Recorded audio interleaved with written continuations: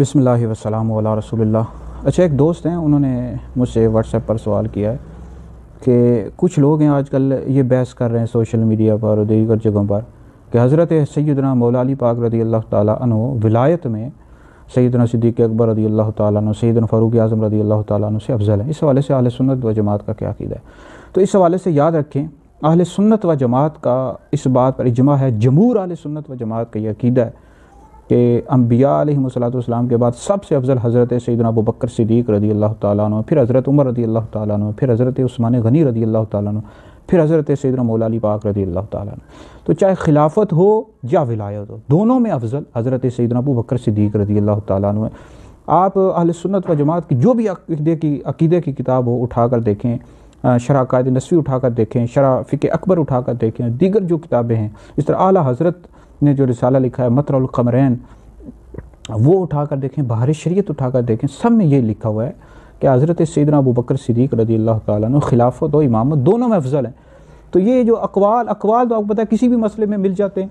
اقوال کا مل جانا اس بات کی دلیل نہیں ہے کہ یہی عقیدہ ہے۔ عقیدہ جو ہوتا ہے وہ جمہور یعنی کا جو موقف ہوتا ہے وہ عقیدہ ہوتا ہے، اقوال عقیدہ نہیں ہوتے۔ اقوال تو کسی مسئلے میں مل جاتے ہیں، اقوال تو اس مسئلے میں مل جائیں گے کہ حضرت سیدنا مولا علی پاک رضی اللہ تعالیٰ عنہ انبیاء علیہ السلام کے بعد سب سے افضل ہیں۔ تو یہ اہل سنت و جماعت کا عقیدہ تو نہیں ہے۔ عقیدہ اس بات پر ہے کہ انبیاء علیہ السلام کے بعد سب سے افضل ولایت ہو، خلافت ہو، سب میں افضل ابوبکر صدیق رضی اللہ تعالیٰ عنہ ہیں۔ تو جو ولایت میں بھی مولا علی پاک کو شیخین سے افضل سمجھے وہ بندہ بھی گمراہ ہے، جس طرح خلافت میں سمجھنے والا گمراہ ہے، اہل سنت سے خارج ہے، ولایت میں سمجھنے والا بھی گمراہ ہے، اہل سنت سے خارج ہے۔ یہ آپ فتاوی رضویہ پڑھ کر دیکھ لیں، بہار شریعت پڑھ کر دیکھ لیں، شرح عقائد نسوی، شرح فقہ اکبر، دیگر کتابیں پڑھ کر دیکھ لیں۔ تو یہ جو کہا جاتا ہے کہ مولا علی پاک رضی اللہ تعالیٰ عنہ شہنشاہ ولایت، اس کا مطلب یہ ہے کہ آپ رضی اللہ تعالیٰ عنہ سے حضور علیہ السلام کی جو نسل مبارک ہے اس کا سلسلہ چلا ہے، تو اس سے آپ کا ایک روحانیت والا سلسلہ چلا ہے۔ تو یہ مطلب نہیں ہے کہ ولایت میں بھی صدیق اکبر رضی اللہ تعالیٰ عنہ، سیدنا فاروق اعظم رضی اللہ تعالیٰ عنہ سے افضل ہیں۔ یہ اہل سنت و جماعت کا ہرگز بھی عقیدہ نہیں ہے، اور جو بندہ ایسا